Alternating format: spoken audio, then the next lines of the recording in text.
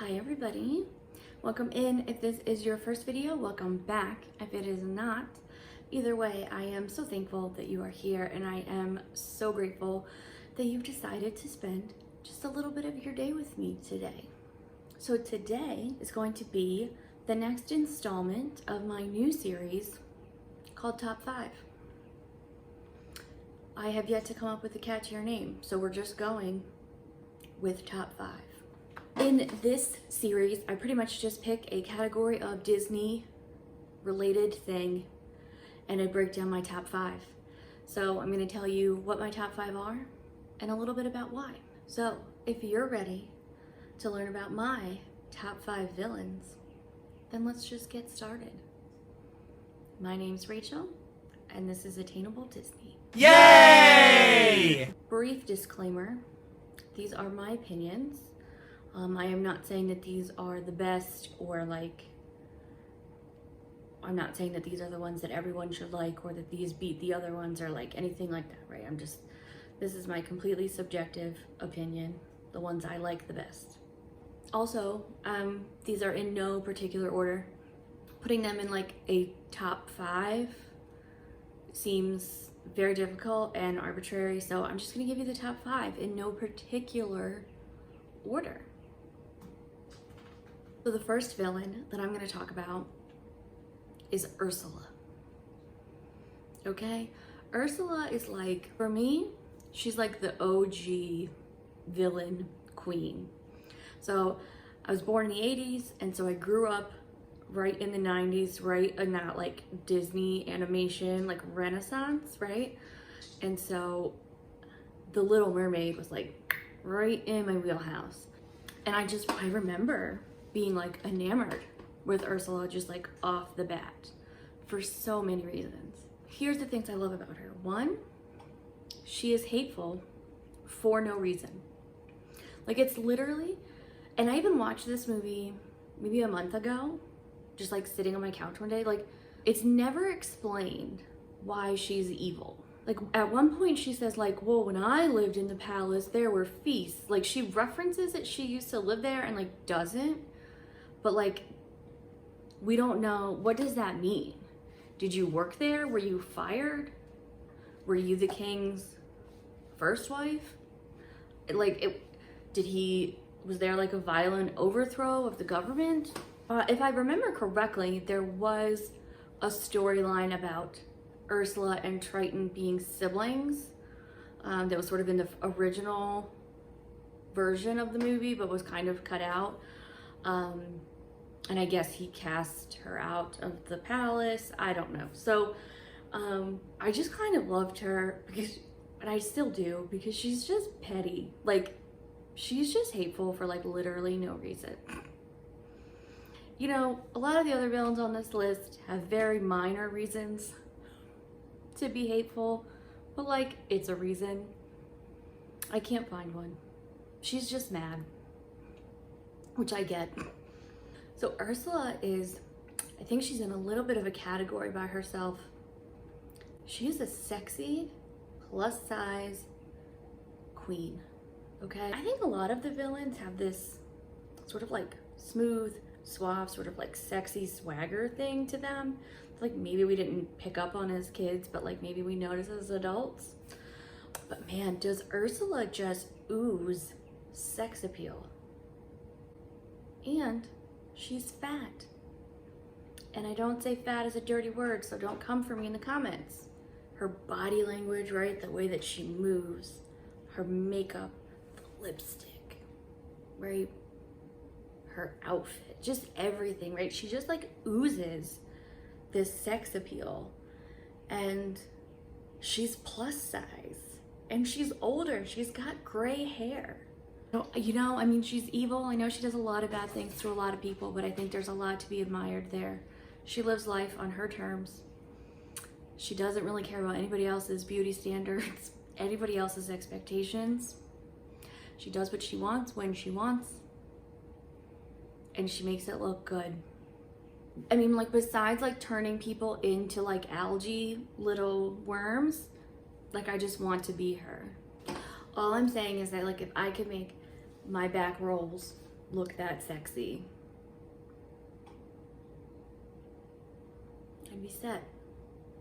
The next villain I'm going to talk about, I don't know if everyone's going to think of this person as a villain. I do. I don't know. I don't think that they fall within the Disney franchise of villains, but I think they're a villain. And that is Ernesto de la Cruz. You know, Ernesto is one of those villains. He's the opposite of Ursula in the sense that he has a good reason to be evil, right? This is like a real life situation, which makes him somewhat relatable in like a weird way. He's like not evil. I mean, like he definitely like did bad things, right? I mean, like he like killed a guy, but you know, he was just like a regular dude who was like presented with this like crime of opportunity that like turned his whole life around. You know, I'm just saying, I think he's human. He's the only, I mean, the other people on this list, you know, they're not really humans. They're, you know, beings. So I think it's nice to have a villain who's a human, who's just relatable. I like Ernesto because for most of the movie, you don't even know that he's a villain, right? He's like universally loved. He's loved by everyone. He still has that sexy swagger that the other villains have. And everyone loves him. Everyone loves him.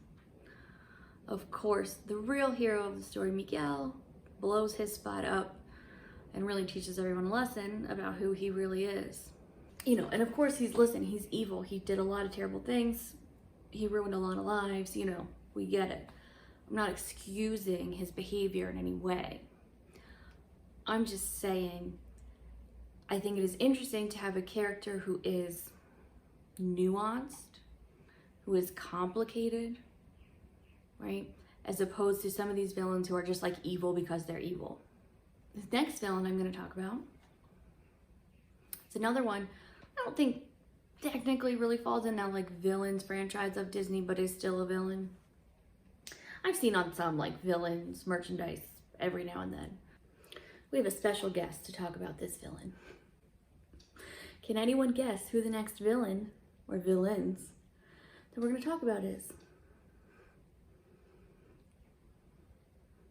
So the next villain on my list is Psy and Am from Lady and the Tramp, also known as the Siamese Cats.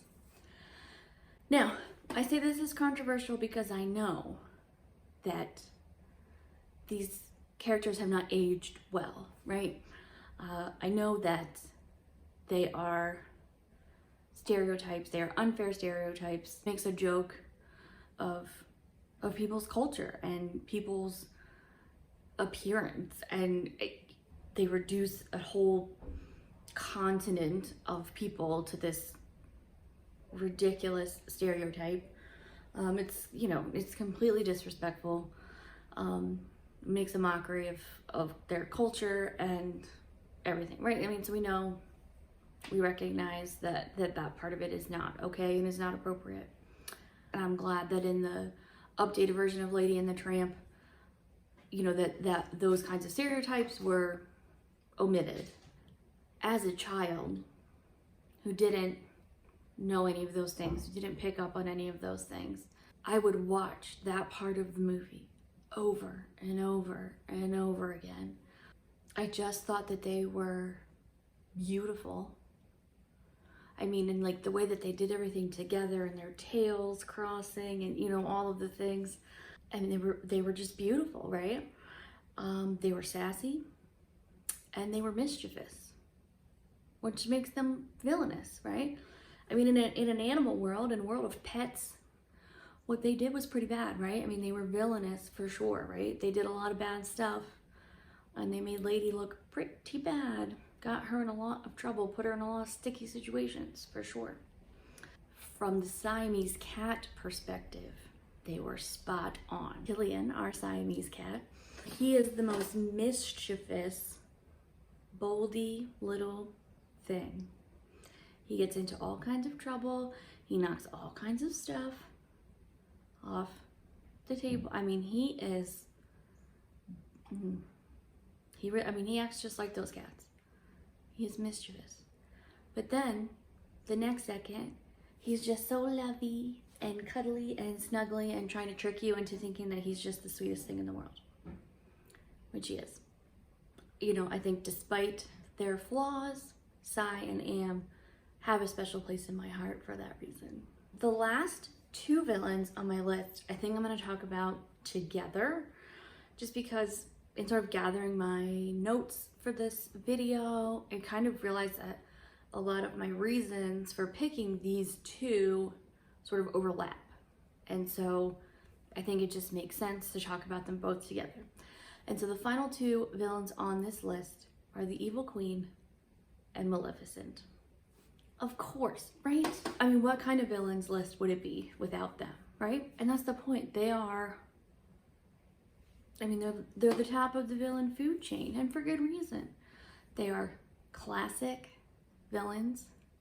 You know, the reason that I mean, Sleeping Beauty, I'm drawn to like everything about Sleeping Beauty, just like aesthetically, right?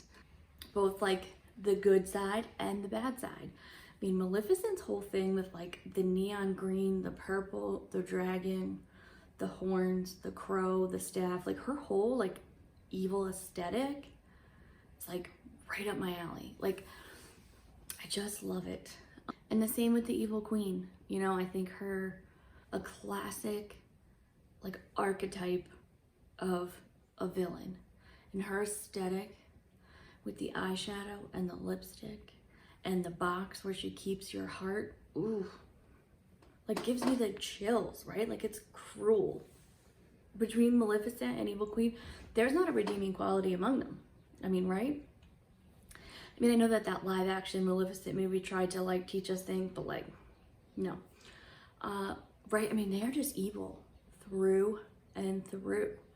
The things that Evil Queen wanted to do to Snow White because she thought that she was prettier than her, ma'am.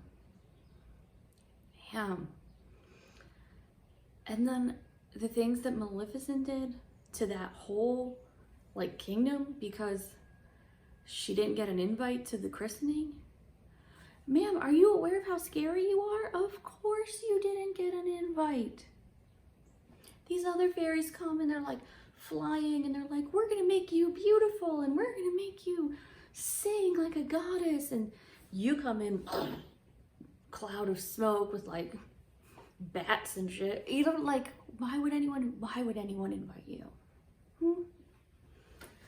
You're gonna ruin this girl's life and kill her, ruin her family's life, the kingdom, everything, because you weren't invited to the christening. That is a level of petty. I think that Maleficent and Evil Queen are just those characters that you love to hate because you just hate them. There's nothing good about them.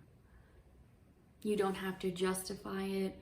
There's no arguing, right? They are just terrible. They are just evil and you just hate them. But they're so good at it that it's fun to watch. And their aesthetic is awesome. I love the merch. We know how much I love the poison apple. I talk ad nauseum about how much I love that whole like goth thing. That really, I think, reignited my love for the character of Evil Queen is the show Once Upon a Time. And the character of Evil Queen on that show.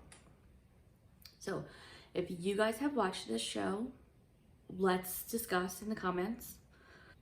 I did not watch the show while it was on. I watched it during the pandemic on Disney Plus. I mean, the show is ridiculous, and a lot of the characters are absurd and ridiculous. But man, that Evil Queen character, she's another one who she's good.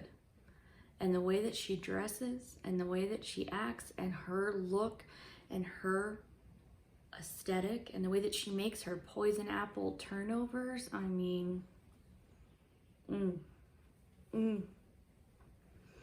So I think she carried that show a lot of the time. There were some good storylines. There was a lot of other good characters. There was a lot, there was a lot going for that show. But sometimes that show was so ridiculous. I was like, I can't even believe I'm still watching this. But I always still watched it for her. And the other characters, the other villains, were the worst. Ursula was an absolute nightmare. She looked a mess. She looked like what a 4th grade play of The Little Mermaid would be like. She just looked like the teacher dressed up like Ursula. And then her like real life job, she was like a janitor or something. Whatever, a total mess. Maleficent was so weird. She just wore like pinstripe suits and was like always crying about her like egg. Like she had a baby, but it was like a dragon egg and someone stole it or something. Like, what? So some of the other villains on that show were a hot mess. But the Evil Queen. So guys, that's my top 5 villains. So I would love to hear your top 5 list. So let's discuss. Like, I'm ready. Like, let's fight in the comments. And again, by fight, I'm not fighting. I mean a spirited discussion, a spirited debate. I want to hear what you guys think. I want to know who your villains are. Tell me the reasons why I'm wrong. Tell me what you agree with. I'm here for it. Let's talk about it. If you have a YouTube channel, please make this video and let me know. Share it with me because I would love to watch. I just want to see. Let me know what you think about my list. You can leave it here in the comments or you can come follow me on Instagram. We can talk about it over there. Whatever works for you. Okay? I still have a notebook full of notes about top 5 videos that I want to make, but I want to hear from you guys. So let me know what top 5 categories you would like to see. So if you have an idea or a top 5 video you want me to make, leave it in the comments and I can't wait to read it. So thank you guys so much and I'll see you in the next one.